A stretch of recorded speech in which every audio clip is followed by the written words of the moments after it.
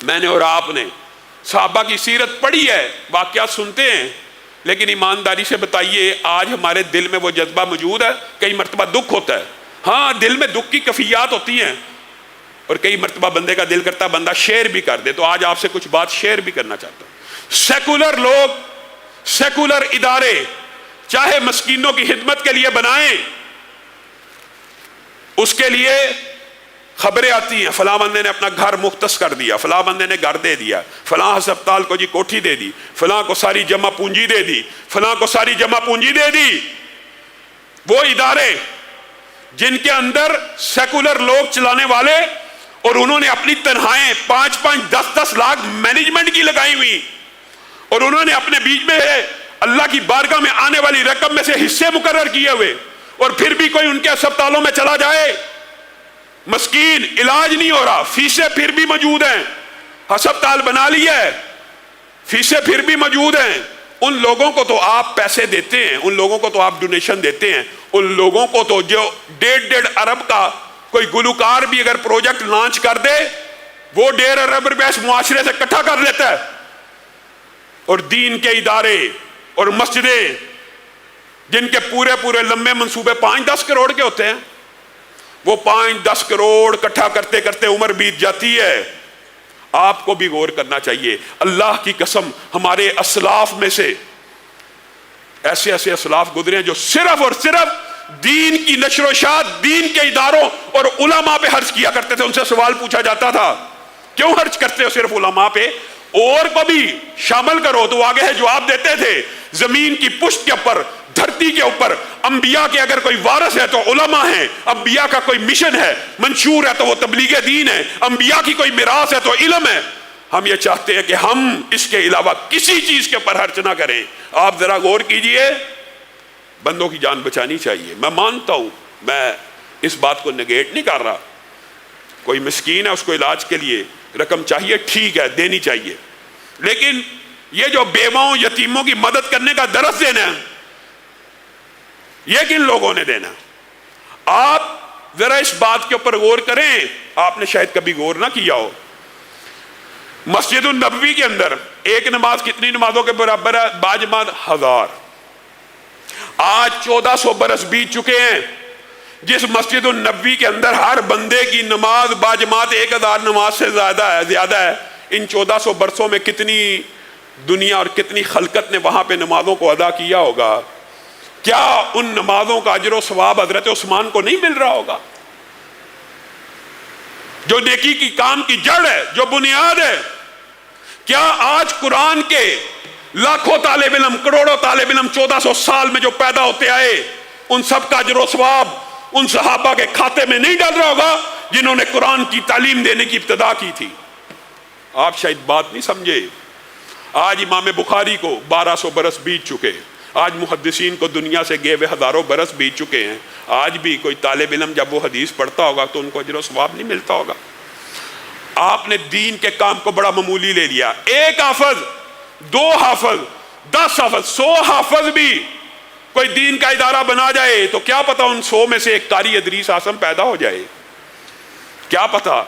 پھر وہ ہزاروں طالب علم پیدا کر لے، پھر یہ نیکیوں کا سلسلہ چلتا رہے۔ حدیث میں الفاظ ہے نا، ہر نیکی کا کام منقطع ہو جاتا ہے، لیکن صدقہ جاریہ منقطع نہیں ہوتا، علم نافع منقطع نہیں ہوتا۔ آپ لوگوں کو اس بات کے اوپر غور کرنا چاہیے کہ اپنی زکوٰۃ، صدقات، خیرات دیتے ہوئے جہاں آپ اپنے قریبی رشتہ داروں کو یاد رکھیں۔ آج عصر حاضر میں گزشتہ دور آپ کے سامنے علماء پہ، مدارس کے اوپر کتنا سختی کا گزرا۔ آج اگر رمضان کا مہینہ آیا ہے تو آپ اپنے زکوٰۃ، خیرات میں سے بالخصوص اس ادارے کو بھی یاد رکھیں، اور بالعموم ہر دینی ادارے کو یاد رکھیں، ان کا حق ہے۔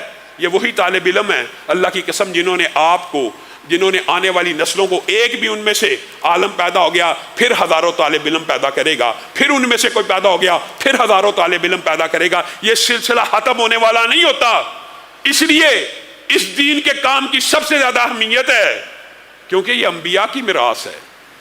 دھرتی کی پشت کے اوپر حقیقت یہی ہے، اللہ سے ڈرنے والے بھی اگر کوئی ہوتے ہیں تو علماء ہی ہوتے ہیں، اور حقیقت بھی یہی ہے۔ یہ کسی مولوی کا فتویٰ نہیں ہے، یہ نبی محترم کا فیصلہ اور فتویٰ ہے کہ دھرتی کی پشت کے اوپر صحابہ تو نہیں رہیں گے، تابعین تو نہیں رہیں گے، لیکن علماء رہیں گے اور وہی نبیوں کے وارث ہوں گے۔ آپ اس میراث نبوی کو بڑا چھوٹا جانتے ہیں۔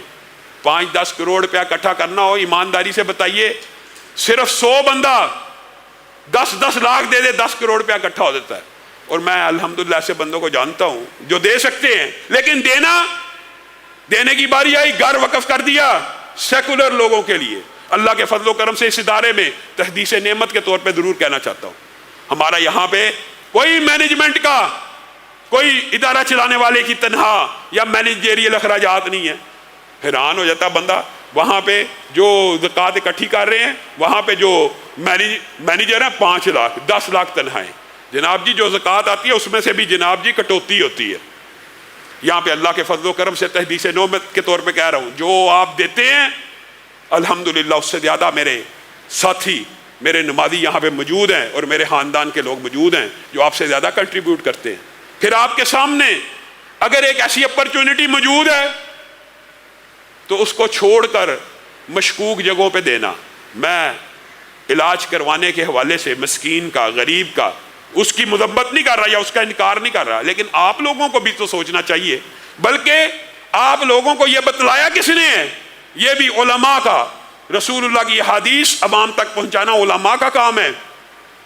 اور علماء نے یہ ذمہ داری ادا کی ہے کہ نہیں؟ بیواؤں اور یتیموں کے لیے بھاگ دوڑ کرنے والا، بیواؤں اور یتیموں کے لیے بھاگ دوڑ کرنے والا، دن کے روزے دار اور رات کے تہجد گزار سے آگے نکل جاتا ہے، آگے نکل جاتا ہے۔ کس وجہ سے؟ انفاق فی سبیل اللہ کی وجہ سے۔ ہم نے صحابہ کے واقعات صرف سنے، ان کے اوپر عمل کوئی نہ کیا۔ ایک بات اور کہنا چاہتا ہوں، آپ سب احباب رات کے دروس میں بھی آیا کریں۔ یہ جمعے کا وقت ایک مختصر محدود ہوتا ہے، رات کے دروس میں انسان کوئی چیز رہ گئی اگلے دن بھی بیان ہو جاتی ہے۔ تراویح میں آیا کریں، دروس میں شرکت کیا کریں، تاکہ جو باتیں رہ جائیں سمجھنے کی ضرورت ہو آپ سمجھ لیں۔ ایک صحابی کا واقعہ بیان کر کے میں اپنی بات کو ختم کروں گا، اور انشاءاللہ آج رات کے دروس کا سلسلہ یہاں سے شروع کریں گے، اور جب یہ موضوع ختم ہو جائے گا تو دوبارہ یاد موت اور عذاب قبر کے حوالے سے گفتگو کو جاری رکھیں گے۔ میرے بھائیوں، ایک غزوہ ایسا آیا تھا جب رسول اللہ صلی اللہ علیہ وسلم نے کہا تھا آج اسلام کو تمہارے مالوں کی ضرورت ہے۔ باقی واقعات کو میں حذف کرتا ہوں، ان میں سے صرف ایک صحابی کا واقعہ آپ کے سامنے رکھنا چاہتا ہوں۔ رسول اللہ صلی اللہ علیہ وسلم نے کہا کون ہے جو اسلام کو آج 100 سواریاں دے گا؟ بعض روایات میں 100 اونٹ دے گا، 100 گھوڑے دے گا، 100 سواریاں دے گا۔ حضرت عثمان کھڑے ہوئے کہا میں اللہ کی بارگاہ میں 100 سواریوں کو خرچ کرتا ہوں۔ نبی کریم صلی اللہ علیہ وسلم نے فرمایا اے عثمان تجھے جنت کی بشارت ہو، بیٹھ جا۔ پھر اعلان کیا کون ہے جو 100 دے گا؟ حضرت عثمان کھڑے ہوئے میں دوں گا۔ کہا عثمان بیٹھ جا تجھے جنت کی بشارت ہو۔ پھر کہا کون دے گا؟ 7 مرتبہ اعلان ہوا، 7 مرتبہ حضرت عثمان کھڑے ہوئے۔ پھر رسول اللہ نے اعلان کیا اسلام کو ابھی بھی مال کی ضرورت ہے۔ حضرت عثمان دیناروں کی بڑی ہوئی ایک تھیلی لے کے آئے، رسول اللہ صلی اللہ علیہ وسلم ان دیناروں کو ٹٹول رہے، ان دیناروں کو پکڑے۔ دنیا میں کوئی نیکی ایسی اور نہیں ہے کہ جس کے بارے میں اتنی بڑی خوشخبری رسول اللہ صلی اللہ علیہ وسلم نے دی ہو۔ ان دیناروں کو ٹٹولتے ہوئے کہہ رہے ہیں ما ذربنا فانا ما عمل بعد اليوم، اے عثمان میں نے تجھے ایک ہی نشست میں 7 مرتبہ جنت کی بشارت تو دی ہے، لیکن اس سے بھی بڑی آج تجھے بات کہہ دوں۔ جی کیا بات ہے؟ اے عثمان آج کے بعد تیرا کوئی عمل نہ ہو، اللہ رب العزت تجھے پھر بھی جنت میں داخل کر دے گا۔ ہم نے صحابہ کے واقعات پڑھے، لیکن ہمارے پہ اثر کیا ہوا؟ امی عائشہ حالت روزے سے ہیں، 1 لاکھ درہم تحفہ آیا ہے۔ 1 لاکھ درہم، 1 درہم نہیں، 1 لاکھ درہم۔ افطاری سے کچھ لمحہ پہلے ملازمہ لے کے آئی ہے، خادمہ کے ذریعے سارے کا سارا بانٹ دیا۔ خادمہ کہنے لگی 1 درہم تو رکھ لیتی، افطاری کے لیے کوئی چیز کھانے کو میسر ہو جاتی۔ امی عائشہ جواب میں کہتی ہیں اگر تو مجھے بتلا دیتی، یاد کرا دیتی تو میں 1 درہم رکھ لیتی۔ اللہ رب العزت جو کہا گیا، جو سنا گیا، اس کو سمجھنے کی توفیق عنایت فرمائے۔